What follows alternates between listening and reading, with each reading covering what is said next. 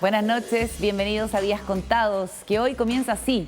Lo que muchos pronosticaban está empezando a pasar. Elon Musk, el controvertido dueño de Tesla y SpaceX, dio su primera entrevista desde que anunció la compra de Twitter hace 2 semanas. En el Financial Times, el hombre más rico del mundo anunció que levantaría el veto a Donald Trump, a quien la empresa cerró la cuenta de por vida luego de que una turba de sus simpatizantes atacara el Capitolio. Para ser claros, creo que fue una mala decisión moral y extremadamente absurda, dijo Musk, quien ha presentado la compra de Twitter como parte de una cruzada por la libertad de expresión.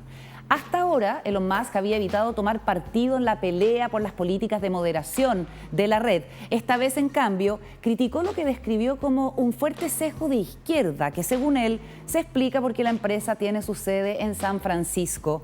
Twitter debe ser mucho más imparcial, sentenció. Anteriormente, Elon Musk había dicho que para avanzar en transparencia y moderación, autenticaría las cuentas, eliminaría los bots, transparentaría el algoritmo y haría de esta plaza pública un lugar mejor. Lo cierto es que la libertad de expresión manipulada por un algoritmo nos ha llevado al purgatorio de la distorsión de la verdad y la manipulación de las democracias directamente. Tras estas declaraciones, ¿qué podemos esperar de la red del pájaro azul manejada por Musk? Que se admitan mensajes antivacuna contra el COVID, que los medios estatales chinos que publican sus noticias en la red ya no sean objeto de grandes etiquetas de advertencia por sus contenidos, o que la propaganda rusa justificando su guerra contra Ucrania vuelva a publicarse. Hay que tener en cuenta además que Elon Musk, como tuitero, es uno bastante pendenciero, por lo que cuesta creer en sus buenas intenciones. A un contradictor lo trató de pedófilo una vez y al propio Bill Gates lo ridiculizó posteando una foto poco favorecedora con la leyenda "para perder rápidamente una erección", todo muy poco elegante. La cuestión de fondo es qué tan dispuesto estará el magnate a la moderación de ese espacio virtual si lo que mejor paga en el mundo de las redes sociales es el escándalo, las fake news y la confrontación. Apoyando el retorno de un político con actitudes matonescas, empieza a aclarar un poco la película. Elon Musk es, a fin de cuentas, un hombre de negocios. Bienvenidos a Días Contados, contamos todo, contamos con todos.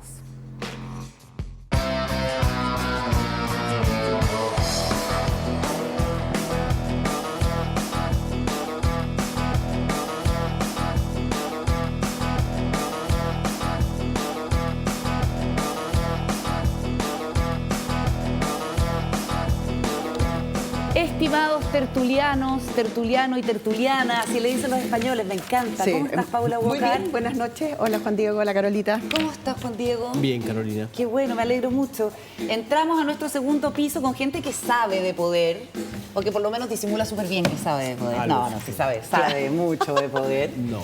En esta sección que ya se está haciendo una habitual, porque además tenemos una asesoría que hay varios y varias que harían a bien tener en consideración. Empieza segundo piso en Días Contados.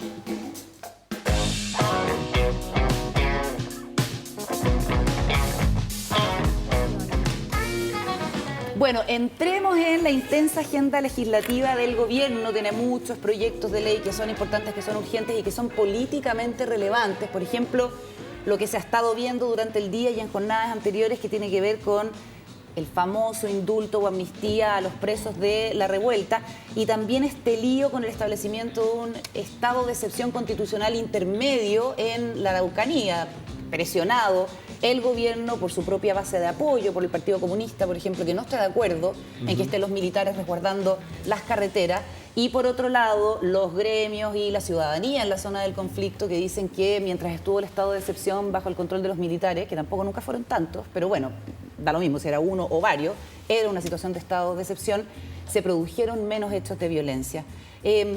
¿Cómo ven la muñeca política del gobierno en un escenario tan complejo donde, del gobierno en relación al Parlamento, donde la contingencia como que mata cualquier intención de tomar un camino? Juan Diego. Sí, sin ninguna duda el gobierno ha tenido que salir a jugar, o sea, jugar en un terreno en donde la contingencia lo come permanentemente. Y a mí lo que me llama la atención y destaco es cómo ha sacado conejos del sombrero, ¿no? Ha tenido en este contexto, ha necesitado aparecer con alternativas a lo que era habitual durante el gobierno de Piñera. Es decir, el quinto retiro era un quinto retiro que había que tener una cantidad de exigencias para poder acceder a él. ahora el estado de emergencia es un estado intermedio. Y así ha tenido que ir sacando alternativas que en muchos casos no han sido bien recibidas por los parlamentarios. No olvidemos, y en eso les recordaba yo en la reunión de pauta previa que tuvimos, a mí me tocó entrevistar a Giorgio Jackson en las últimas noticias, previo, cuando se discutía el quinto retiro, y me acuerdo que un sábado me aseveró, el sábado previo a la discusión constitucional sobre el quinto retiro, ¿Ya? la discusión parlamentaria sobre el quinto retiro, y él me dice que el quinto retiro el martes iba a ser despachado. Estaba resfriado, ¿no? El quinto retiro no... Se había vacunado. Se había Se había vacunado con Dijo que iba Moderna. a ser despachado. Sí, o sea, no, que iba, ¿cómo se llama? Que el que pensaba salía. que salía del Parlamento, iba a ser aprobado Que iba a por el ser aprobado. Parlamento y que la gente iba a contar con el quinto retiro. No pasó, el lunes quedó defenestrado el quinto retiro y no hubo quinto Vino el retiro. Marcelazo, güey. El Marcelazo, todos celebraron de que al final no iba a haber retiro, pero él creyó que la alternativa de ellos al quinto retiro que estaban impulsando los diputados y el Parlamento iba a salir, pero iba a salir con esta variante que había inventado el gobierno. Pues no salió. Y ahora están con esta transición, ¿no? Con este intermedio. Este sistema, la posibilidad de que los militares participen de manera más constante y en las, ¿cómo se llaman? En las carreteras. Sí, y en las zonas críticas o en la infraestructura crítica. Infraestructura crítica, y se define que las vías, la infraestructura vial, o sea, las carreteras, es parte de la Claro. infraestructura crítica. ¿Y cómo se llama? Y no, bueno, insisto, a mí lo que me pareció interesante es cómo ellos han tenido que, con guitarra, han tenido que hacer cosas que antes criticaban de manera muy liviana, o no sé si liviana o muy clara, muy directa, y que hoy día tienen que de alguna manera buscar soluciones. Y en eso están, yo creo. Vamos a ver cómo les va en esta... En un nuevo capítulo de Otra Cosa es con Guitarra. Otra Cosa como es con- nos gusta está decir, buenísimo. Paulo Boque. Voy con otro dicho. A ver, No nos saquemos la suerte entre gitanos. claro. O sea, cuando tú vayas al Congreso, se usa mucho que no te dicen la verdad. O sea, tú vas y decís, me vaya a dar el voto. Tu gobierno, dices tú. Sí, uno como gobierno. Claro, el ministro, la ministra, en este caso, el ministro Jackson, él debe haber hecho la pega que hay que hacer, conversar con todo el mundo, hablar con las bancadas, y cuando pregunta, ¿tú vas a apoyar el quinto retiro? Sí, yo voy a apoyar el quinto retiro.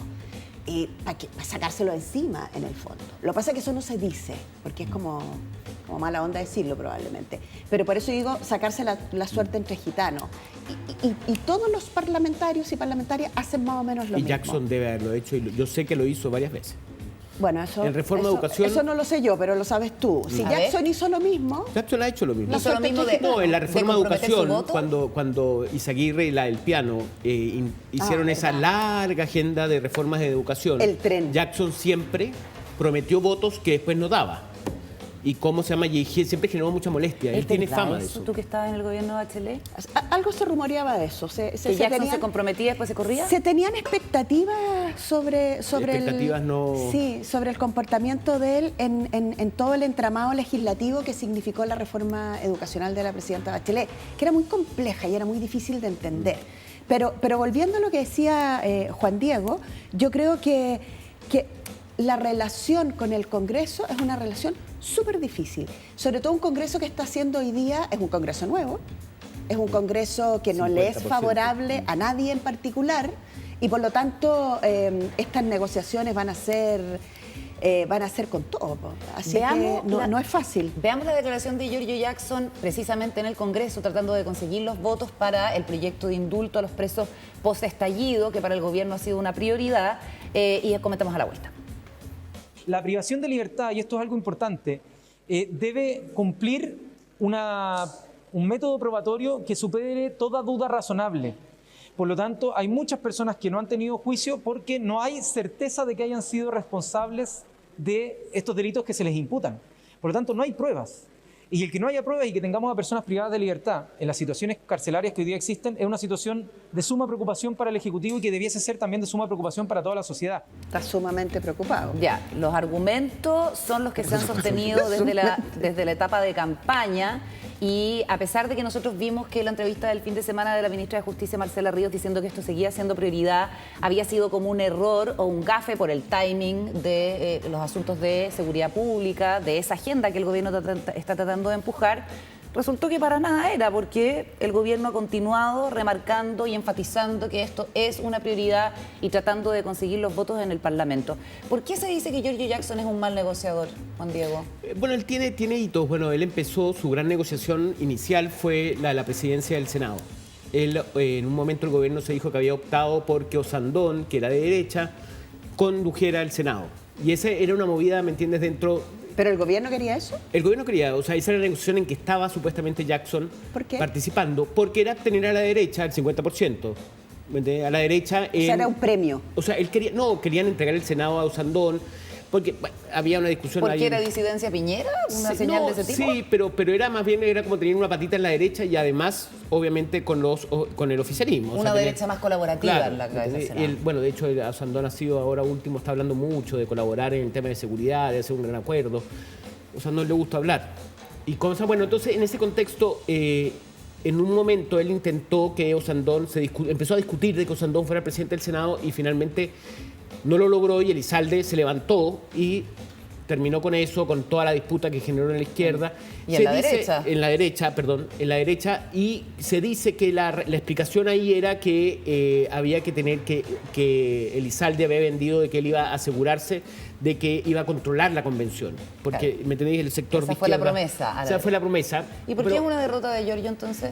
¿Porque no era su candidato? porque no tuvo claridad, o sea, él pasó de un lado a otro. ¿me Quedó entiendes? O sea, fuera. claro, no, o sea, es como que tú llegas a negociar y dices, ya, esto es lo mejor, pero después dices, bueno, yo me voy Bueno, con ya, él. mejor esto. ¿Me entiendes? Entonces, ¿Será momento de hacerle una asesoría express al ministro secretario general de la presidencia? Vean.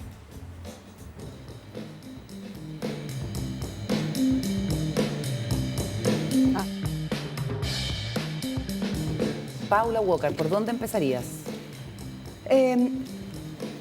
Lo primero es que yo creo que a él le toca un trabajo súper difícil, porque a él le toca la relación con un Congreso que es un Congreso de díscolos y díscolas. Si el Congreso en algún minuto alguien podía prometer manejarlo, quien hoy día prometa manejar el Congreso está vendiendo Humo.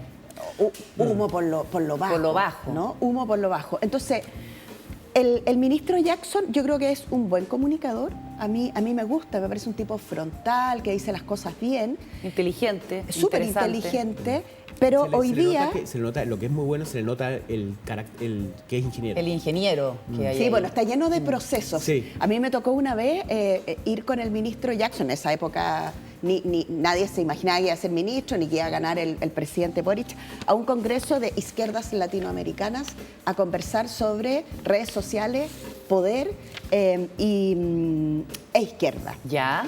Y yo llevaba una presentación súper así como ordenadita y él llegó, ministro, si me ve, por favor, perdone La que infidencia. que desclasifique. La infidencia. Él llegó en bicicleta, todavía le queda un poquito de pelo, entonces llegó en bicicleta, así como medio transpirado, sacó una servilleta y me dice, ¿cómo se llama El seminario, encuentro? Y yo había trabajado 6 días para mi presentación de 8 minutos. Y él llegó con una servilleta y le dije, esto, ya. Y se sentó, hizo una presentación estupenda. Increíble. Increíble, pero la preparó ahí. O sea, lo que quiero decir es que él es un tipo que tiene todas las capacidades. Sin embargo, yo creo que en este caso yo hablaría más de asesoría político-comunicacional que de comunicación primero. Ya. Se comete generalmente, y esto es una trampa en la que han caído todos los gobiernos, de gobernar o ponerle mucho énfasis a los proyectos de ley y poner al Congreso aquí. Y desde ahí intentar diseñar lo que viene. Yo creo que el diseño político del ministro Jackson hoy día es central. No sé cuál es, pero no ahí hay que está. abandonar el diseño, porque lo que no hay que hacer es perder el horizonte. Porque si no, si te quedas en la discusión como en la que estaban recién ustedes dos, que es una discusión, sí, que me dijo, Claro. que no me dijo, que la chica, lo que hay que hacer es mirar el grande. Ese es mi primer y único A mí, fíjate, congreso por hoy. O sea, a mí me pasa consejo que por yo hoy creo día. que este gobierno no tiene que dar la pelea en el Parlamento. No tiene ni una posibilidad de ganar. Y ha demostrado el fracaso en la elección del presidente del Senado, en quinto retiro, ahora en la Pero no fue un discusión. fracaso lo del quinto retiro. No, pero bueno, pero él creyó que iba a ganar. Cualquier cosa que no sea un fracaso, pretender No. que sea un triunfo del Parlamento actual. Sí, digamos. pero bueno, pero es decir, como estar trabajando por una cosa que al final no sale. Puede ser que al final no te salió tan mal. Pero la pregunta Claro, es qué fracaso. Pero no era por lo que estabais trabajando, entonces estabais mal focalizado. O no tenía los votos. Bueno, pero volviendo al punto, yo creo que este gobierno no tiene el fuerte en sus negociaciones con el Parlamento. En el Parlamento solo va a perder. Y lo que tiene este gobierno es lograr las cosas afuera. Cuando se habla del gobierno de la gente, cuando tú ves que Boric se va, ¿me entiendes?, a Magallanes y le va muy bien, le va mejor en la encuesta, cuando ahora último ha estado bastante, ¿cómo se llama?, le ha gustado mucho hablar en público. Sí, ha estado a Boric, comunicativo. un poco demasiado, diríamos. Sí. Pero sabemos que esa es una fortaleza de este gobierno. Y él fue la fortaleza de Isquia, la fortaleza de otros de ministros. Camila. De Camila. Bueno, pero a lo que voy, que ellos, yo creo que afuera pueden generar movilizaciones, movimientos, conversaciones, como ocurrió con el sueldo mínimo, que pueden modificar la actitud del Parlamento y de ahí motivar que el Parlamento, ¿me entiendes?, trabaje. Pero ya no podemos, como fue Edgardo Benninger en el gobierno de Elwin, que era el ministro secretario general de la presidencia, y que el tipo trabajó, ¿me entiendes?, el mejor y más logrado ministro de Secretaría General de la Presidencia que tenemos del retorno a la democracia, Edgardo Benninger, en términos de saber trabajar, ¿me entiendes?, el minuto a minuto con los parlamentarios. Pero yo creo que ahí este gobierno y Jackson no tienen grandes posibilidades de éxito. La posibilidad de éxito es generar movimientos sociales o mantener movimientos sociales que impulsen a los parlamentarios a apoyar iniciativas de gobierno. Porque es más difícil lograr votos en la derecha o lograr convencer a la derecha y vemos que parte del oficialismo. No sé si es más yo difícil. Tampoco sé, tengo la duda. Pero el oficialismo porque tampoco. el partido de la gente por ahí está como empezando a coquetear, la democracia cristiana siempre es una posibilidad, pero quizás el Partido Comunista se les ponga duro en algún momento. O sea, uno ve, lo comentábamos, las vocerías que está haciendo Carol Cariola y como la agenda bastante separada del gobierno que está llevando adelante. Uno ve a Carol más alineada quizás con el partido que con sus compañeros de generación y de lucha que están ahora en La Moneda. No sé si comparten. Sí, lo que pasa es que a ella le toca, bueno, estoy de acuerdo, yo creo que a ella le toca jugar un rol en ese sentido de representación del partido en el Congreso. Su partner y amiga, que es la ministra vocera, le toca representar los intereses de un gobierno que tiene un programa y que gobierna para todos los chilenos y chilenas. O sea, son dos posiciones súper diferentes. Y en eso, de paso, destacar el trabajo de la vocera. En general siempre se habla de cuando tú pasas del legislativo al ejecutivo. O sea, cuando eres diputado o diputada y pasas a ser ministro o ministra. La mayoría de las veces les va súper mal. ¿Por qué? Porque son comentaristas. Y en este caso, yo creo que la ministra Vallejo ha tenido un diseño súper interesante. O sea, le ha ido bien a ella. Le ha ido súper bien. Y la mejor prueba es que cuando hay alguien que está un poco más débil, le ponen a la ministra vocera al lado. Lo vimos con la ministra de Justicia, que le pusieron ahí a la ministra. Con la ministra del Interior. Y con la ministra del Interior, pero con la ministra de Justicia también. Con la ministra, con su gafe. Tal cual, pero espérate, el hecho de que Camila Vallejo y Marcela Ríos hayan ido al Parlamento a conseguir los votos para este proyecto también es una forma de apañar al propio Joe Jackson. Sí, yo te voy a poner una apuesta. La próxima ministra que van a poner al lado de la ¿Quién? ministra vocera, la ministra de Salud. Begoña Yarza. Ha estado bastante débil. Podemos conversar. Hay que decirlo. Pero yo tengo, hay tanto tema. Yo tengo una... Nos van a retar de la muela. Yo tengo un matiz. Hoy día en la mañana la entrevisté en la radio y hay algo en la forma de comunicar de la ministra Yarza que puede ser poco acorde a la comunicación que tiene que hacer un ministro de salud, en que básicamente habla de temas de salubridad pública, sobre todo en un contexto de pandemia. Ella es una mujer que se da el tiempo para la reflexión y uno dice, bueno, pero no está respondiendo, está medio jabonosa la ministra, no sé qué, pero hay una impronta en esta mujer, doctora, que además es muy respetada, en que uno nota que quiere elevar la discusión, que quiere... ¿Sirve eso? Sí, lo que pasa es que ¿Sirve eso para ser ministra de Salud? No tengo idea, Sí, probablemente no, porque no es integral, no está construida como un personaje integral. Por eso tiene al subsecretario Cuadrado para hacerse cargo de la información más dura del COVID, etcétera, y al encargado también de epidemiología, aunque ella en todo caso reconoció que lo que correspondía era ella asumir la titularidad de la vocería por el tema COVID a propósito del brote que viene. Sí, lo que pasa es que ella hereda el gran éxito del gobierno de Piñera. Y en ese sentido se ha notado el guateo, ¿no? Claro, tiene ordinario. una base el de guateo, comparación claro, compleja. del tema De la estrategia. vacuna y del tema sanitario, del tema COVID. Piñera, ese es su gran. Sí, desconocerse Claro, lo gran sería carta. muy Claro. injusto. Sí, Oye, es su gran solamente carta de presentación, entonces. Te faltó un gran. Gran. Te faltó, de los 7 gran, te faltó, Te faltó un gran más. para destacar el. Oye, Que solamente no, para sabía, no me salía la palabra que venía después, entonces por eso tuve que repetir. Para cerrar la asesoría de Giorgio Jackson, yo saben dónde me lo imagino, que obviamente no va a pasar, no creo que pase, pero honestamente ingenieril, que estábamos comentando al principio, yo creo que sería una excelente persona para cometer una reforma y una modernización del Estado así, pero ya en términos de dejarla Seguro. en el estado del arte, de la tecnología, para eficientar los recursos, para acercarlo a la gente, para facilitar el acceso al Estado. Yo creo que una persona como Giorgio Jackson lo podría hacer perfectamente. Ahora, es jodido que te comparen como ministros express con todos los antecesores. Pero Hay es que eso es asesores un bien error. terribles. Si es otro, si en el Tampoco fondo es es otro muy país. de muchas luces. Y yo creo que tampoco el ministro express tiene que ser como el mejor compañero y estar sobajeándole el lomo a cada parlamentario o parlamentaria, porque eso también es un poco infantil. O sea, Depende. venimos teniendo sí. un parlamento, saberse el cumpleaños, venimos teniendo un parlamento que lo único que busca es sus 15 minutos de fama, de repente, no quiero generalizar, pero con mucha irresponsabilidad. Yo creo que cada uno tiene que cumplir con su responsabilidad republicana y no esperar que el ministro sea Mr. Simpatía. No. Depende, o sea. Yo no sé, estaba Lo que pasa, revisando, ¿cuáles son solo- los grandes ministros de Secretaría General de O sea, Presidencia? Benninger es El histórico. el gran modelo, pero este era otro país. Lo que absolutamente. uno no puede hacer es desconocer el contexto de las cosas. Y entonces, y esto yo soy súper majadera con esta cuestión, pero la comunicación ocurre siempre en un contexto. Lo que hiciste hace 10 años atrás puede servir porque hace 10 años atrás sirvió. Por eso la comunicación no es magia negra, no es una receta, Como no es dices una tú, que panadería. es discontinua.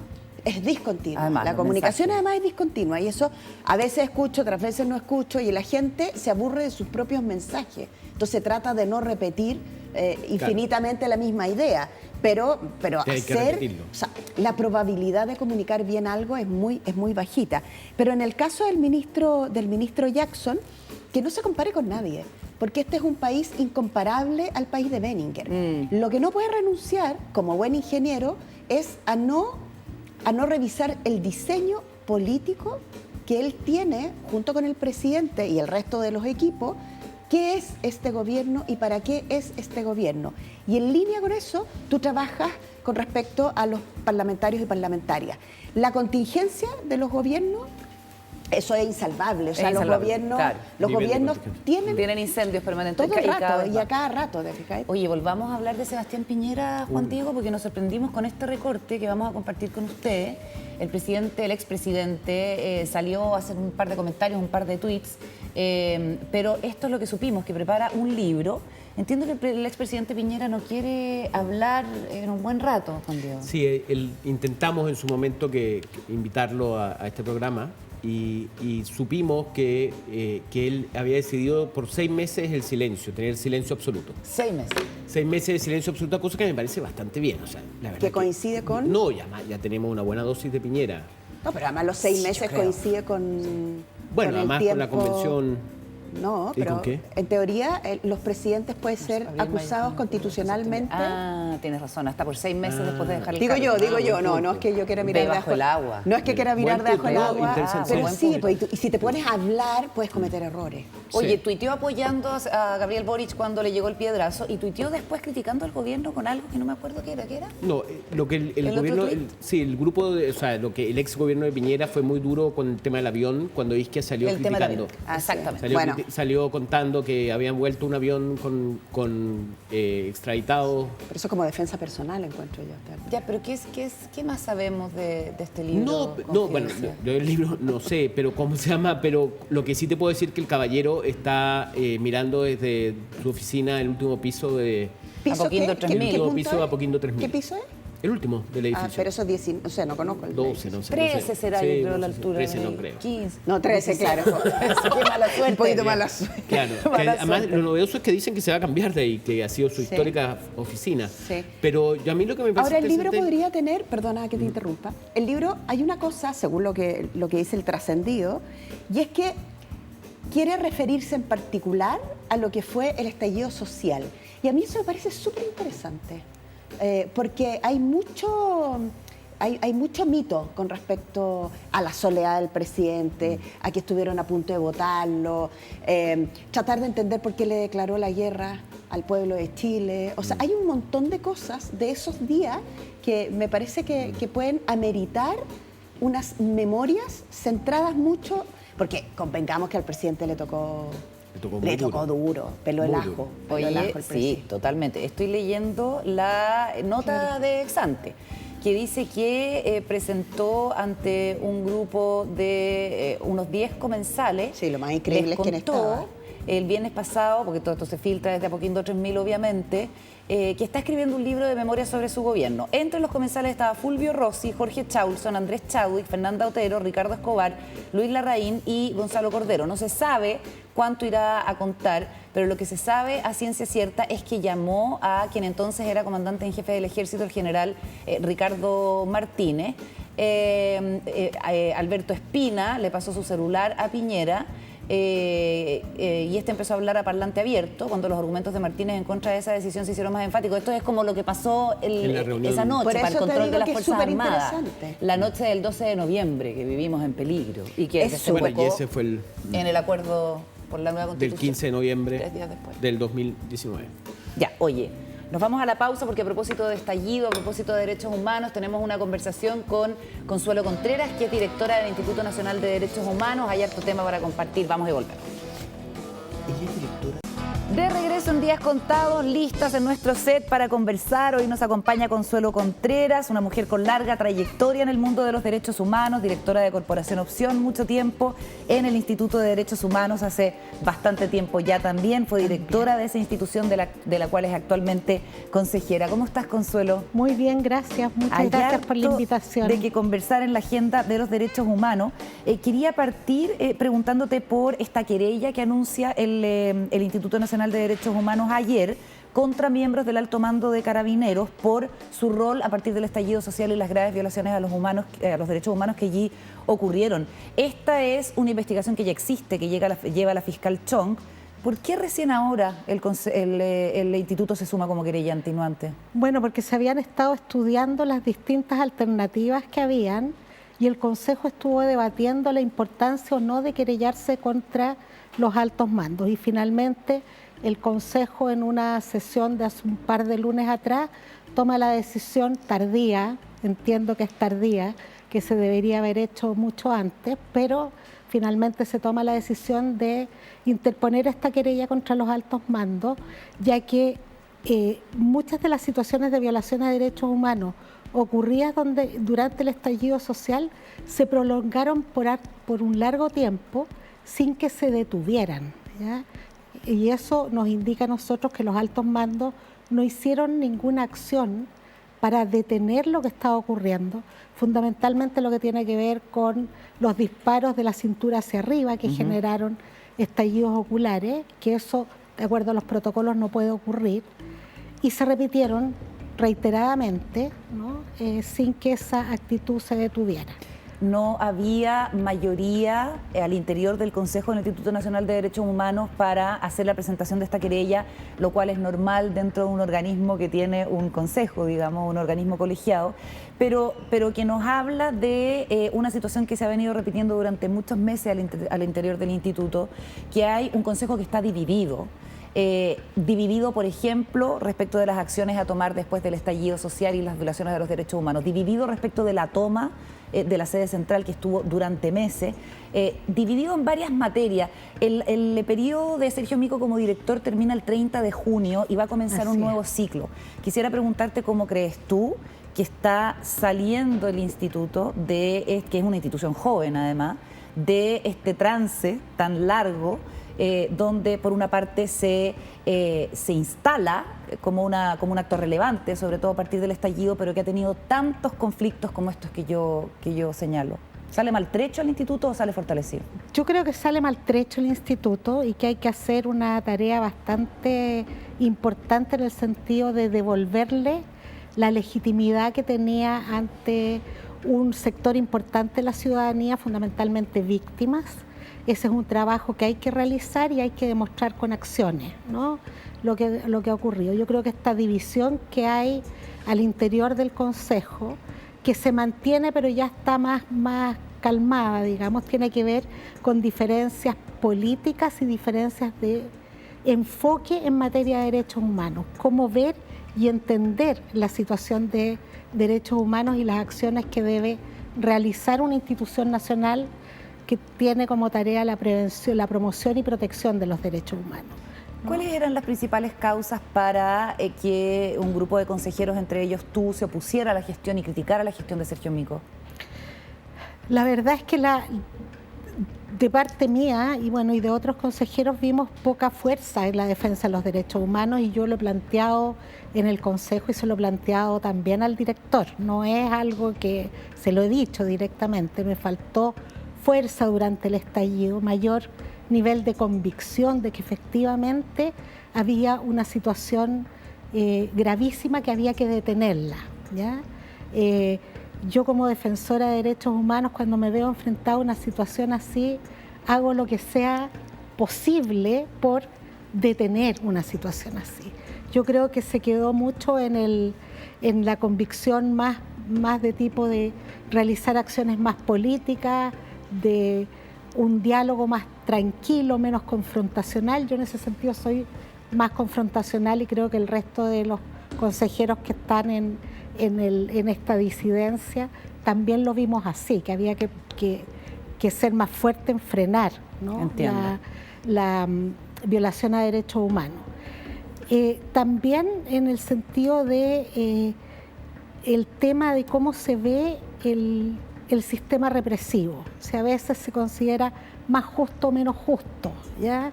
Que tiene que ver con el caso de la toma, por ejemplo. Aquí hay el sector disidente, nos opusimos siempre al desalojo vía la fuerza pública. Nosotros creemos que no es posible agotar el diálogo para los defensores de derechos humanos. Otra cosa es otras instituciones. Yo entiendo que, no sé, instituciones estatales, privadas, recurran a la fuerza pública. Puede ser, pero una institución de derechos humanos nunca debe agotar el diálogo. Entiendo. Consuelo, ¿qué te parece esto que se ha revelado, que salió en CIPER, que la fiscal Chong no puede acceder a los correos electrónicos de quienes fueron ministros del Interior del gobierno de Sebastián Piñera porque sencillamente no se respaldaron y se borraron? Estamos hablando de Gonzalo Blumel, de Andrés Chadwick y de Víctor Pérez. Lo encuentro lamentable y encuentro que es una falta de transparencia enorme. Había una norma de que los correos no se podían borrar durante un periodo de tiempo y eso se cambió en el último periodo. Yo creo que eso impide una investigación más eficiente, ¿no? Y va a impedir que se conozca la verdad en algunas situaciones, hayan tenido responsabilidad o no hayan tenido responsabilidad, ¿no? Pero dificulta el conocimiento de la verdad.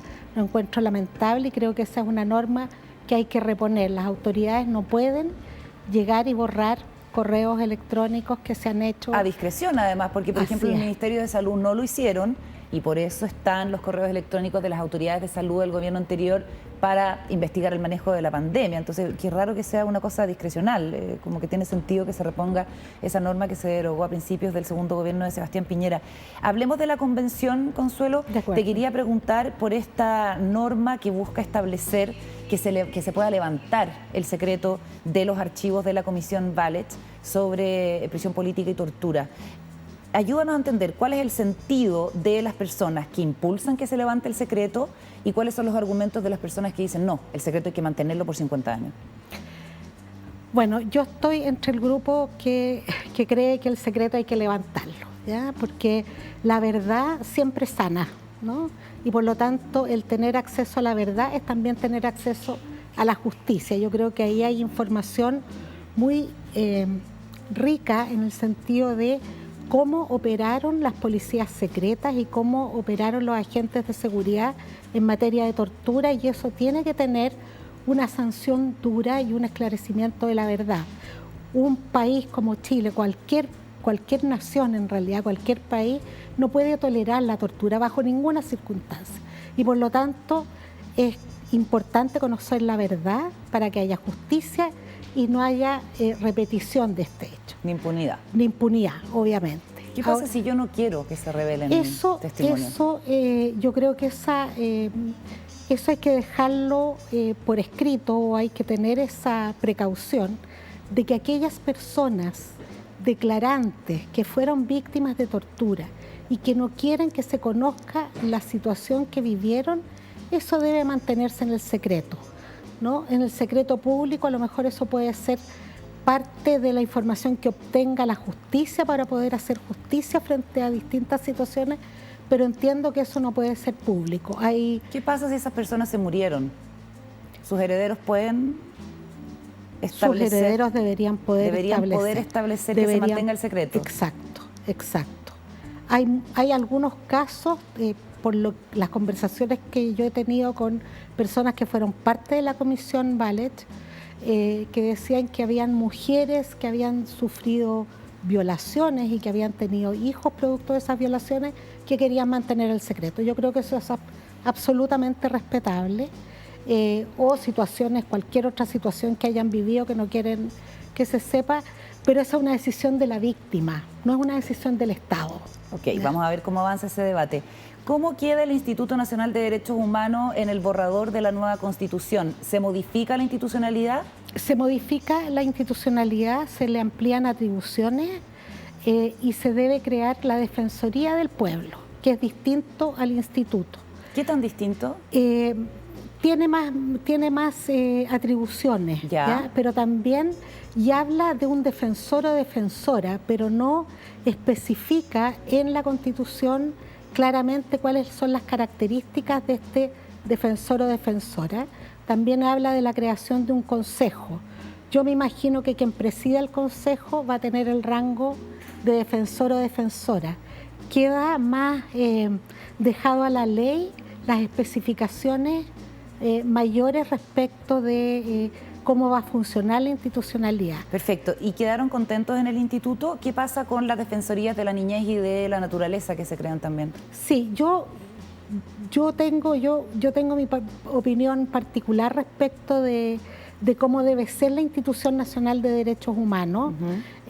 No coincido con la Defensora de la Niñez, por ejemplo. Ella está de acuerdo con que exista la Defensoría de la Niñez como organismo autónomo, como parte de una gran institucionalidad de derechos humanos de la que dependan estas defensorías. Sí. Ya. Yo la verdad es que, de acuerdo a mi experiencia, yo llevo 9 años como consejera, de los cuales fui un tiempo directora del instituto, me quedan 3 años más de consejera, porque fui reelecta. Entonces, de acuerdo a esta experiencia de los 9 años, tengo la convicción que una institución nacional de derechos humanos, como se llame, Defensoría, INDH, Comisión, tiene que ser muy fuerte, muy robusta, porque a quien uno se enfrenta tiene poderes incalculablemente mayores, ¿ya? Entonces tiene que ser algo muy, muy, muy robusto. Y por lo tanto yo estoy porque existiera una sola institución nacional de derechos humanos con un consejo electo por distintos cuerpos electorales, sociedad civil, órganos de representación popular como el Congreso, por ejemplo, universidades. Hoy día a los consejeros los elige un consejero en las facultades de Derecho.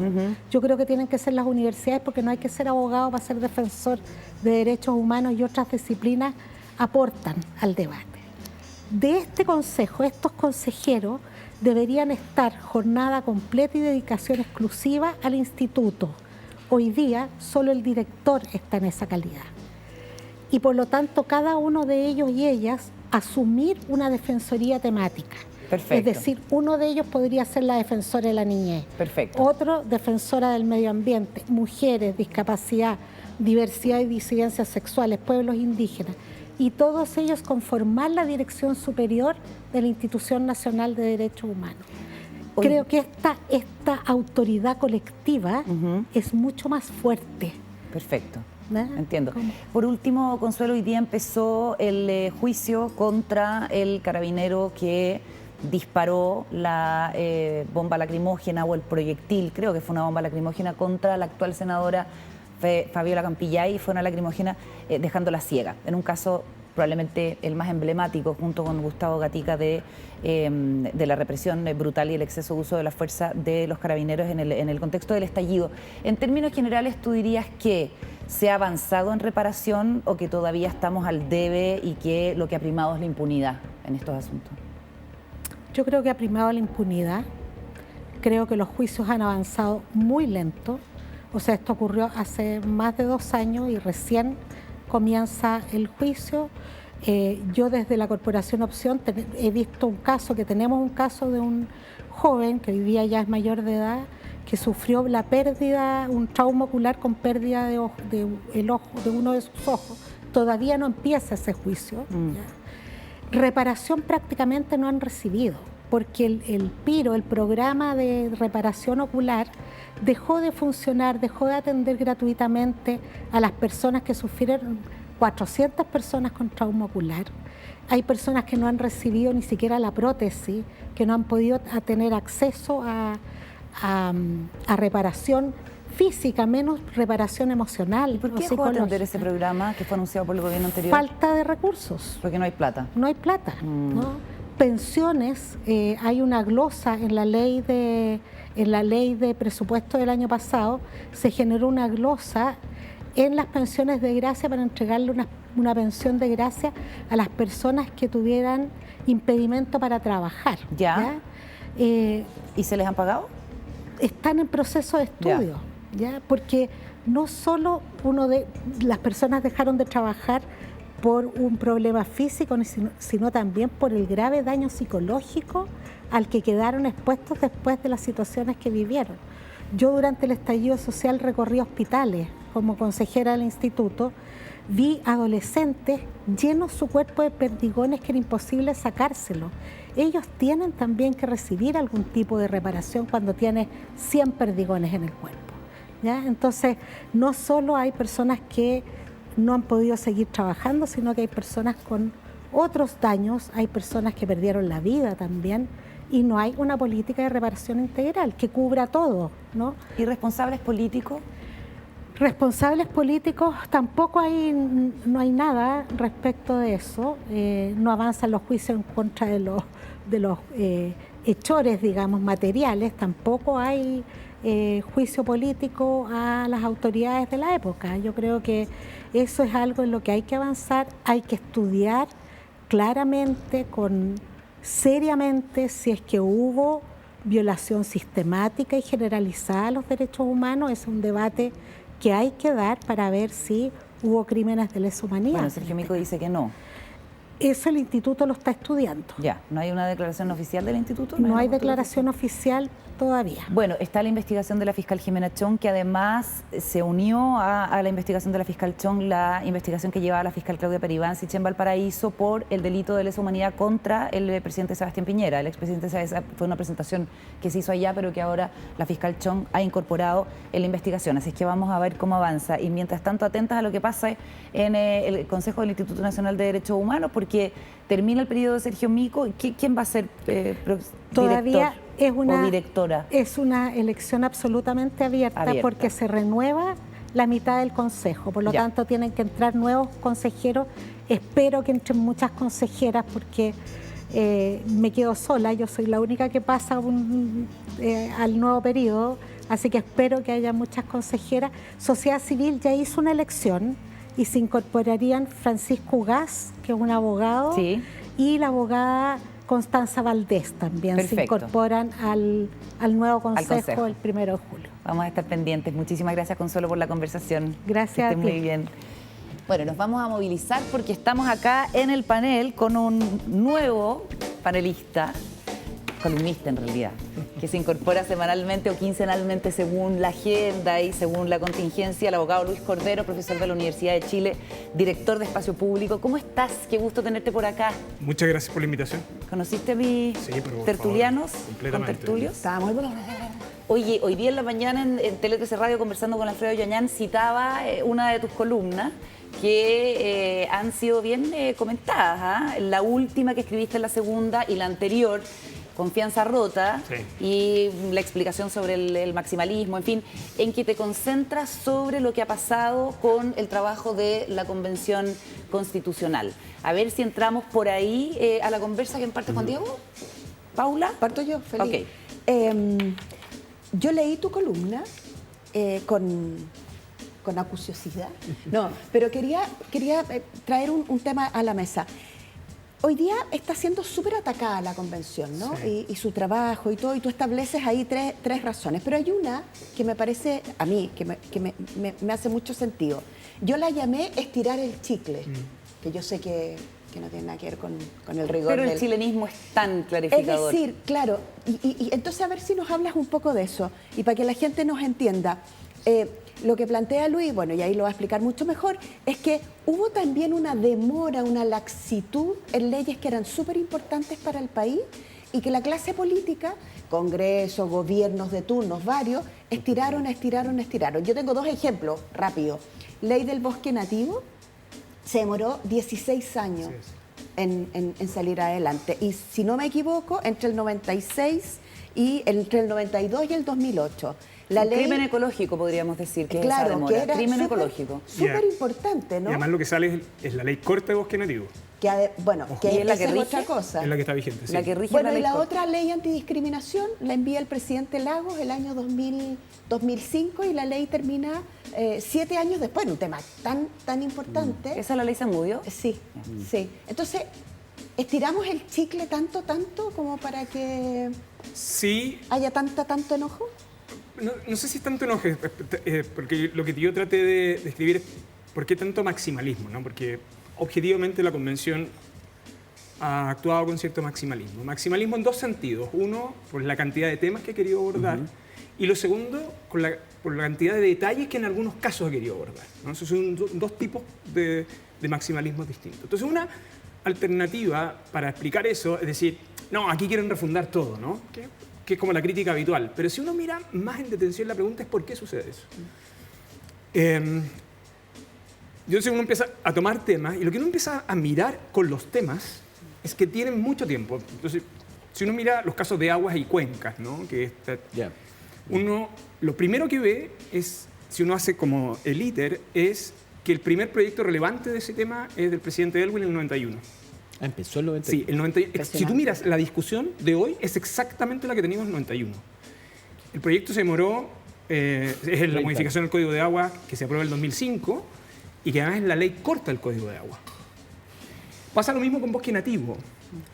En los temas indígenas yo creo que hay que ser justo con un par de discusiones. Yo creo que hoy día tenemos un debate que está una constitución que sostienen algunos en su crítica es excesivamente indigenista, pero si uno hace el registro hacia atrás, uno dice, ok, veamos, ¿dónde están las primeras iniciativas de preocupación sobre este tema? Bueno, son de Elwin, ¿no? Sí, ahí creó una comisión. Crea una comisión, envía el convenio 169 al Congreso.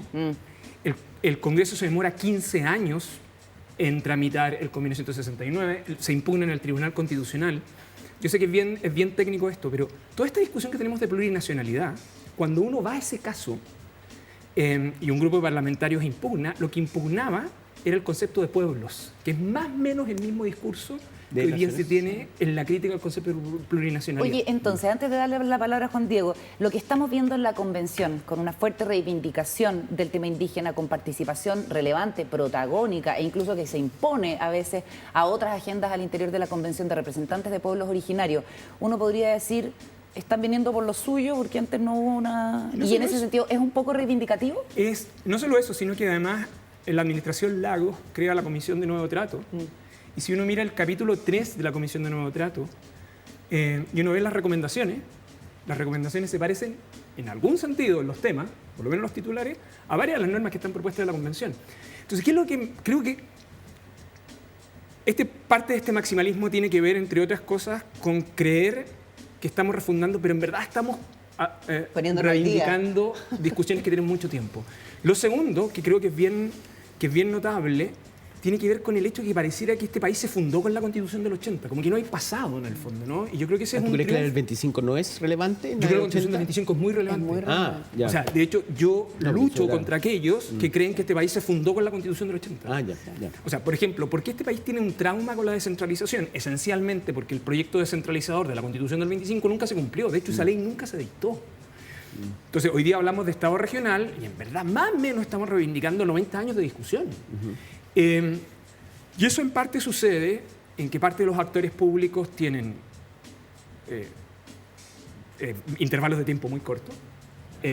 Y lo segundo tiene que ver esencialmente con la ausencia de deliberación más amplia en el fondo, ¿no? Y una hegemonía de discurso que nos ha pasado la cuenta con... ¿De hegemonía con en qué sentido? Esta hegemonía como de la derecha que se opone en el año 91 es el mismo discurso que te pones en el 2021. O sea, esta historia que cuenta, que no es una historia, los antecedentes que entrega Luis sobre los mismos discursos de los pueblos originarios, lo que pasó entonces y lo que pasó ahora. Al final, tú tienes como cero avance argumentativo Pero tú, en también. ese- Pero no solo por ideológico. culpa de la derecha, Sí. diría yo, ¿no? No, no, en Hay- este caso los yo- 30 no. años pesan en No, hartas pero lo materias que quiero de decir educación. es Yo que- creo, en eso, Luis, ¿a quién responsabilizas tú de esto? Porque está bien, si no me equivoco, tu conclusión es, aquí hay un maximalismo producto de que se postergó durante mucho tiempo, temas fundamentales. Sí. Aquí se postergó, entonces ahora quieren resolverlo todo. Yo tengo otra tesis, pero tú, ¿de quién es la responsabilidad? ¿Cómo ves? ¿Y cómo logramos que esto no se repita de nuevo? ¿Y queda pendiente tu tesis? Mira, lo que pasa, esa columna comienza diciendo tratando de entender, porque tratar de entender las cosas no es justificarlas, ¿no? ¿Ok? Son Yo teorías. soy crítico del maximalismo, por cierto, porque creo que el problema es que las constituciones cuando son maximalistas acotan la interpretación, las tratas como una ley más, las condenas a una reforma muy próxima, en fin. Pero si uno trata de entender por qué es ese maximalismo, en parte es eso, en parte porque además el sistema institucional se acomodó a una cierta manera de comprender ese fenómeno. Pero lo segundo, que yo creo que es bien relevante, tiene que ver con, que es lo que a mí me preocupa además, en que la convención tiene una cierta racionalidad de duración temporal y por lo tanto lo que probablemente fue pasando ahí es que los convencionales o un grupo de convencionales entendían que esta era una oportunidad y no hay otra. Yeah. Como A eso- diferencia del sistema político que tú vas iterando, ¿no? Claro. Hay reforma. Entonces, ¿qué es lo que sucede? Si no es ahora, Si no es ahora, Claro, me ¿cuándo? acordé de ese concurso que había cuando uno era chico, que era entrar al supermercado con Ay, un me carro y encantaba. sacar todo. Ay, sí, es un Claro, vértigo tiene salvaje. 10 minutos. yo quería ese concurso. Sí. Entonces, ¿qué es lo que sucede? Que hay Todo o nada. Claro, es todo o nada. Y lo segundo, eso explica, por tanto, en mi opinión, por qué los convencionales sobrepasan la barrera y decir, ok, están tomando decisiones más bien de política pública. Y esto se está notando en las propuestas de normas transitorias, Sí. que es el otro dilema que tenemos. Entonces, ¿y eso qué lleva implícito? Y por eso yo creo que tiene que ver con cómo recuperamos las confianzas. Es que tú tienes una cierta desconfianza a cómo el sistema político y la democracia futura, no la que pasó, la futura, va a poder desarrollar los presupuestos sobre los cuales está construyéndose esta constitución. Perdona que insista, pero ¿quién? ¿qué tenemos que hacer para evitar que se repita esta postergación de discusiones claras? ¿Dónde está el quid? ¿Quién es el actor? ¿Qué es el Estado? ¿Es la sociedad civil? ¿Es el Ministerio? No sé. Es No, el no. sistema. Yo creo que es la dinámica del sistema Político. del sistema político, Político, sí. parlamentario, Y es cómo se va, legislativo. claro, y en el fondo cómo tú generas un sistema de adaptación, porque en las cosas que yo en general me dedico a estudiar es, ¿no tuviste derechos sociales? ¿Pero tuviste decisiones de derechos sociales? Sí. ¿Quién las hicieron? Los jueces, en el fondo. Claro, Entonces, la tercera sala. Cuando uno Ah, empieza a cambió mirar... del legislativo al Claro, judicial. pero lo que hace es que el sistema institucional en algún lugar va a optimizar eso. Lo que pasa es que lo va a optimizar en foros que están relativamente limitados. Un juez no puede decidir una política pública global. Puede Pero lo generar que está- jurisprudencia, Pero lo además que está haciendo- se tardaron un tiempo. Además, Se ¿Tú crees que el tardaron Poder en- Judicial fue se más tardaron rápido? un tiempo. ¿El Poder Judicial fue más rápido que el Poder Legislativo? El Poder Judicial yo creo que pesquisó Antes de esto la con paz. algún nivel de claridad Anticipación. y anticipación Y hace la posibilidad- aproximadamente 15 años atrás. Esa posibilidad de disminuir, o sea, de eliminar el Senado y tener... Ese es uno de los argumentos que se ha dicho para esta gran Cámara de Diputados. O sea, de alguna manera como que el Senado trancaba una cantidad de decisiones, dos cámaras. Que era la Cámara Elitaria. Claro, o sea, a lo que voy, que la discusión legislativa era muy lenta. Claro, pero un problema del procedimiento legislativo y otro es Yo quiero- si tiene un sistema bicameral.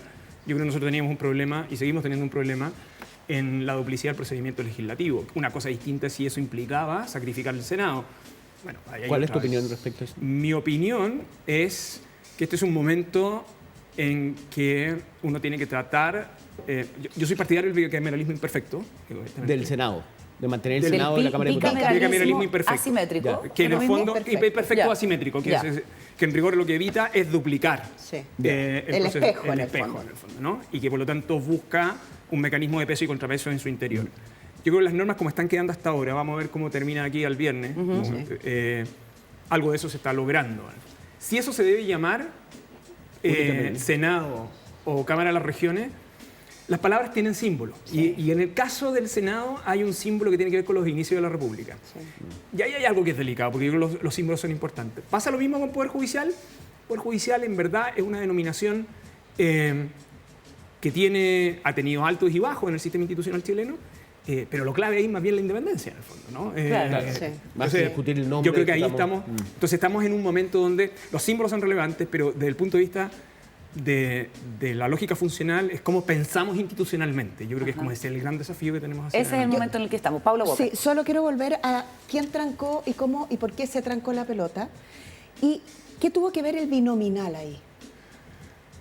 Ahora, esa es una pregunta más bien para los cientistas políticos, ¿no? Yo lo diría, y aquí lo voy a decir con la total impunidad de un columnista en el fondo, ¿no? Yo diría que tiene mucho que ver desde el punto de vista en que trata de equilibrar fuerzas que electoralmente no están equilibradas. Pero no solo tiene que ver con el binominal, sino que además con el rol del Tribunal Constitucional. A ver. Nosotros tuvimos un Tribunal Constitucional que jugó un rol muy protagónico durante la tramitación legislativa. Durante la tramitación legislativa. Y se transformó en algún sentido en los obispos de la Constitución en su interpretación más original. ¿Qué hicimos con la reforma del 2005? Lo que hicimos en la reforma del 2005 es que concentramos más atribuciones en el Tribunal Constitucional. Entonces lo que hicimos es que le dimos mucho más protagonismo del que tenía. Y eso por Y con cierto, nombramientos políticos. y con nombramientos políticos que ¿Y trataron... por qué hicimos eso? Porque esa es la negociación El del acuerdo con la 2005. derecha. El acuerdo- Es Perdón, tú dijiste derecha. es la negociación del Senado. Ahora dijiste tú derecha. Pero es Lo la- que quiero decir es el- que se repiten las cosas. Pero ponte tú, hay una cosa que me dejó muy marcado en esa discusión, porque recuerdo que en un momento determinado en el Senado, en la discusión de la reforma del 2005, Silva Sima y otros senadores más dicen, ok, porque entonces no pasamos a un Estado social de derecho. ¿No? Y hay una indicación en la historia de la ley ahí, y explica. Y se rechaza, ¿no? Por cierto, la derecha dice, no es conveniente dar en la Constitución una significación política al Estado, ¿no? Eso es lo que decía la derecha. Pero los senadores del mundo de la concertación decían, es innecesario. No sé si me explico. El pacto del 2005 es un pacto muy pragmático. Luis, nos queda poquito rato, pero concentrándonos de nuevo en la convención, esto que tú hablas de las confianzas rotas, un poco de la ciudadanía sobre la expectativa de lo que iba a ser el trabajo de la convención y estas otras explicaciones que da respecto de lo que pasa al interior de este mismo órgano. ¿Cómo puedes adelantar lo que queda? ¿Queda tiempo para que la ciudadanía recupere la confianza en el trabajo de la convención cuando la gente lea el borrador y se tenga que enfrentar al apruebo y rechazo? ¿Qué crees tú que va a pasar? Yo creo que parte del problema que tenemos hoy día es que el proceso o la manera en cómo alguna parte de la convención se comportó durante el proceso de discusión generaron esos niveles de desconfianza. Por ejemplo, el proyecto TELAR de la Católica yo creo que ha hecho un gran aporte, pero ahí está muy bien identificado que las personas no solo esta idea de que era un espacio para lograr acuerdos, sino que además que propuestas como desubicadas, que no tenían, también generaban cierto rechazo, ¿no? Porque en el fondo comprometían el proceso. Y viene la etapa de armonización y viene la etapa de normas transitorias. Ojo, en normas transitorias hay un mundo que puede terminar por buscar resignificar algunas normas del texto, podemos ahí cometer varios errores, pero si se disciplina razonablemente bien, uno lo que debiera esperar es tratar de mostrar que en esta parte final del proceso, el proceso se comporta en la idea del acuerdo, en el fondo, ¿no? ¿Por qué? Porque yo creo que muchos han señalado que es necesario mirar el texto. Por cierto, no cabe ninguna duda. Pero en el derecho, la importancia de por qué las personas obedecen las reglas no solo tiene que ver con la amenaza que te pueden exigir coactiva, te pueden coaccionar el cumplimiento. sino que también tiene que ver con la idea de cómo te persuade el texto que tú estás leyendo. Y para eso es muy relevante quién es el autor del mismo. En el fondo tiene que ver con la autoridad que está detrás de esa. Y yo creo que en algún sentido, en esta parte final, la convención se juega ese concepto de autoridad colectiva, en el fondo, ¿no? Y que yo creo que sería conveniente que los convencionales tuvieran presente. ¿Cómo? ¿Y eso tiene mala prensa, la autoridad colectiva? Por ponerlo así. Claro. ¿O cuál es la prensa que tienen? Yo creo que siempre vamos a tener esta discusión si acaso la prensa exacerba las cosas negativas de la convención. Oye, dejen de echarnos la culpa a nosotros. No, Está bien, no, lo que digo es una pregunta legítima. La Es que me autoridad encanta decir eso, colectiva. porque es como la defensa corporativa muy que la bien. O sea, gente detesta. en el fondo, Caí. este es el momento de decir, ok, esa percepción de que es un lugar de acuerdos, de grandes acuerdos, es este el momento. Ahora, se ha bombardeado antes bastante por parte de la derecha el hecho de que no es un lugar de acuerdo y que donde no se escuchan todas las voces. En eso han tenido bastante éxito. En eso han tenido éxito, en eso No sé creo cuánto. que, pero también convengamos que algunos convencionales han contribuido autónomamente con indiferencia a ese discurso, en el fondo. Yo creo que ya vendrá la taxonomía, como la autopsia que podamos hacer al final del proceso constituyente. ¿La autopsia del cadáver? No, el proceso, en el fondo. Es lo mismo que realizan los abogados. Los abogados cuando Tan tenían sus duro eso, casos, una manera razonable de poder explicar qué hicieron bien y qué hicieron mal, es mirar cómo se construye. Ex post. ¿Cuál es tu análisis Y esta es al la final última. de todo este periodo del año de trabajo que no está cumplido todavía, pero que está terminando, de la convención? ¿Te sorprendió? ¿Jurídicamente? Sí, no, pero ¿quedas satisfecho? ¿Te sorprende? ¿Tristemente Resignado. resignado? ¿Te habría gustado estar allá adentro? No, eso no. ¿No? No. No, pero ¿cuál es el título que le pones a la convención? Oye, que le están exigiendo harto a nuestro A ver, invitado. Porque pero- es para saber si lo dejamos. Tal cual, el Estamos casting, probando, casting al aire. Claro. Eh, Este es el examen Yo de grado. diría, para ser franco, que la convención es un poco el reflejo de quiénes somos. Sí. Y culpar a la convención de cómo somos nosotros es un problema. Y yo creo que no hay nada peor que cuando uno se mira al espejo y ve sus defectos, porque cree que no existen. Y yo Cree creo que no la es convención- otra persona, no y yo creo es- que la convención es. es algo de nuestro. en el fondo, ¿no? Expresa esas Es nosotros. Y tensiones. expresa esas tensiones y a mí me parece que, como todo, uno tiene que enfrentarlas de esa manera. Entonces, yo creo que es lo que nos toca, y no es el ideal, pero me Pero es parece real. razonable, que es mirarnos nosotros al espejo con nuestras virtudes y nuestros defectos. O mirarnos a la cara. A mí lo que me ha más impresionado es lo difícil que es sentar a los chilenos en la mesa. O sea, lo difícil que es conversar. O sea, que los chilenos no... Claro, A mí- pero la pregunta es, ¿nos faltó un poco más de tiempo? Ok, yo creo que hay una dinámica que yo instalaba, yo trataría de rescatar las dinámicas virtuosas del proceso, que tiene dolores en su etapa, pero yo Sí, creo que... ha sido un proceso bien doloroso. Es un bonito... Oye, la próxima semana vamos a volver a estar con el abogado Luis Cordero, que se incorpora, como digo, como panelista a nuestro... Ay, como columnista, ya, se me olvida la diferencia, pero los columnistas, los panelistas son ustedes. Ah, mira, y mira, no Lucho va a sabía. ser, Yo tampoco va a ser sabía. No sabía. columnista. No Parece sabía. que quedamos. Oye, No, me han dicho que estamos a prueba. Ustedes, les cuento, quedaron. Están oficiales. fuimos seleccionados. Un millón de Poniéndole gracias, tanto Lucho. empeño. Oye, un Gracias. gusto y un honor, me atrevo a decir, tenerte acá. Muchas gracias, participando. ¿no? Por favor, muchas gracias por la invitación y la Gracias a ti. conversación. Nos vamos a la pausa y ya seguimos con más días contados. Tenemos más al regreso.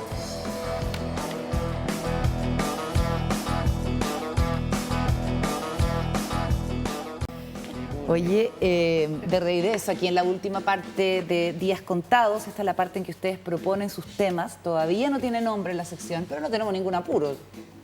Puede ser la Que se sección decante. imaginaria, la sección sin nombre, Sección sin temas nombre. lentos, porque son temas en los que nos detenemos un poco más, como el libro de Alan Pauls. Puede ser, ¿o no? Puede ser. Podríamos poner un lento a la Paula Walker, que le gusta cebollera. Que no sea lento el tema. No, que no sea lento el tema, si es que el problema es eso. Vale. ¿Partes Ya. tú? ¿Quién No, dispara? parte tú. Sí. Yo siempre las damas primero. No, pues Como- si ayer partió la Paula bueno, y tú entonces voy a hiciste empezar el yo. del No, es que Príncipe el mío Carlos. es largo y voy a tratar de explicarlo. A ver. Va. No, yo soy un gran admirador de las democracias y cómo se llama, y siempre, sobre todo con lo que vivimos en Chile, he sido un gran defensor de las democracias. Y yo creo que los grandes defensores de la democracia liberal tuvieron un duro golpe con la guerra de Irak, el 2003. Porque yo en su momento, cuando me dijeron o me vendieron la idea de que había que derrocar a Hussein para producir una democracia en Irak, siempre la apoyé y estuve a favor. No estoy a favor de las guerras, ni de los conflictos, ni de las invasiones. Pero para detener las armas Pero de claro, destrucción masiva. Sí, que no existían, ¿no? Pero bueno, pero a lo que voy, que uno siempre dijo, no, qué buen argumento es la democracia para ir a invadir Irak. Bueno, resulta que la democracia no cundió en Irak. Y hoy día tenemos un país que es un caos gigante y que la democracia no llega a colocar una gotita, ¿me entiendes? Y se crece. Y florece como un vergel. No. Claro. Entonces, digo todo este preámbulo para hablar de China. A mí me ha tocado por razones de trabajo viajar mucho a China y Asia. Y siendo yo un gran hincha de la democracia, la verdad que yo me reservo mi opinión respecto al régimen de China. Y en este contexto, como digo, o sea, a lo que voy, yo defiendo las democracias, pero China para mí es un gran signo de interrogación en términos de régimen político y de tiene que ser una democracia, porque, por ejemplo, no sé, tengo grandes amigos que me dicen democracia, es un gobierno autoritario. La verdad que gobernar a 1.300 millones de personas, y cuando he estado en China, he estado 4 veces en Ahí China. sí que hay que tener muñecas. Bueno, entonces uno dice, bueno, ¿cómo haces una democracia con 1.300 millones de personas? Y uno se da cuenta, bueno, cómo funcionan los chinos dentro de a los chinos, o sea, he estado 4 veces, pero conocer a los chinos es una tarea ardua. Milenaria. Y en ese contexto lo que quiero decir es que algo está pasando en China. A mí me parece que este famoso confinamiento o lo que se ha llamado como política cero COVID impuesta por el gobierno de Xi Jinping es muy raro. Ellos decretaron que Shanghái, que es el principal puerto que tiene China, es como Shanghái es el centro del comercio. Es una ciudad que yo no estoy bromeando, pero yo he ido con 3 meses de diferencia. ¿Ya? Y la ciudad cambia. Es una cuestión que está en crecimiento. No, o sea, zonas que eran agrícolas, tú las ves que ahora son torres, ¿me entiendes?, de Citibank o de, ¿me entiendes? Es una ciudad que de verdad es el centro del comercio mundial, básicamente. Yo en 3 años vi una ciudad que, la que vi al principio y la vi al final de 3 años, es completamente distinta. Es una ciudad que está cambiando todo el día y es impresionante. Y es como el gran baluarte del comercio en China. Bueno, resulta que Xi Jinping, que es el nuevo Mao de los chinos, decidió, a través del gobierno central, hacer una política cero COVID y enclaustró, confinó a todo Shanghái. Shanghái tiene 26 millones de habitantes encerrados. Bueno, resulta que esto no ha dado resultados y ayer la OMS llamó la atención y dijo que criticaba esta política de cero COVID, decía que era insostenible. ¿Qué pasó? Obviamente en Occidente nosotros lo que destacamos es que todas las redes sociales sacaron OMS de la posibilidad de buscarlo. Tú buscas OMS en China, eso pasa mucho. Cuando uno llega a China, todo se bloquea, todo queda como... O sea, no puedes entrar a Google, no puedes entrar a Google, no entras a Twitter, Facebook no funciona. Una isla. Sí, gigante. Y bueno, y lo que dijo la OMS es que es imposible sostener una política de COVID cero. Claro. Y en ese sentido, a mí lo que me llama la atención, yo digo, ¿qué está pasando en China? Porque este tipo de decisiones son muy habituales en China. Que tú decidas, el gobierno central decide, cerramos todo y acordémonos cuando empezó el COVID empieza en China, acuérdense, en enero, y China se cerró. Y nosotros decíamos, y los europeos se rieron, y cuando llegó el COVID a Europa, le costó mucho, ¿me entiendes?, hacer el confinamiento y tuvo consecuencias severas para Europa. En cambio, los chinos cerraron rápidamente y no supimos, y los chinos nos demostraron de que ellos controlaban su población, podían hacer confinamiento. Para eso es práctico no tener democracia, ¿te fijas? Claro. No, es que de verdad, no, en serio, en China se respeta la autoridad. O sea, es bien impresionante. Tengo varias anécdotas de eso. Pero lo que voy es que este confinamiento en Shanghái no ha tenido los resultados y ha generado movilizaciones internas, movimientos que yo creo son complicados y que podrían hablar de que algo está pasando en China. En el sentido político. Porque la yo primavera creo, china a partir de yo no sé si, la protesta contra el pero lockdown. Xi Jinping es una persona que llega al poder en el 2013, es un ingeniero químico. Llega al poder en el 2013 y el 2018 decide reformar la Constitución que permite su reelección interminablemente. Entonces, esa es la tentación, la tentación de todo político que llega al poder. Excepto nuestra convención constituyente, digámoslo, aprovechemos de decirlo. Algo bueno que diga la convención constituyente. Que dijo reelección a partir del periodo siguiente, presidente Boric. Presidente Boric no se puede reelegir. Bueno, a lo que voy que este Xi Jinping, que empezó con este periodo de reelección, que él puede reelegirse eternamente y que se le dice que es el gran Mao de China ahora, está enfrentando ruido dentro de China, cosa que no es habitual en China. Y están creciendo harto los chinos como siempre, ¿no? Están creciendo harto. Porque el crecimiento finalmente... Ese es como un que- tema muy No, bueno. eso como es que increíble. apaga las revueltas, ¿ah? Como que Oye, tiene que antes de entrar a contribuir. mi tema... Paula Bócar. A mi tema, solo decir que cuando partió el confinamiento, me acuerdo que la expectativa aquí era cuándo nos íbamos a encerrar. Y entonces, cuando se cerraron los bares de Madrid en Europa, y apareció, se cierra Madrid, se cierra... Tú dijiste jodimos. Yo dije, Jodimos. estamos fritos. Estamos fritos, porque ya cerrar bares en Madrid era como... Empieza una nueva era. No, o sea, aquí se acabó el mundo que conocíamos y partió un mundo nuevo. Pero voy a mi tema. Vamos. Mi tema de hoy es que hoy día es el Día del Teatro.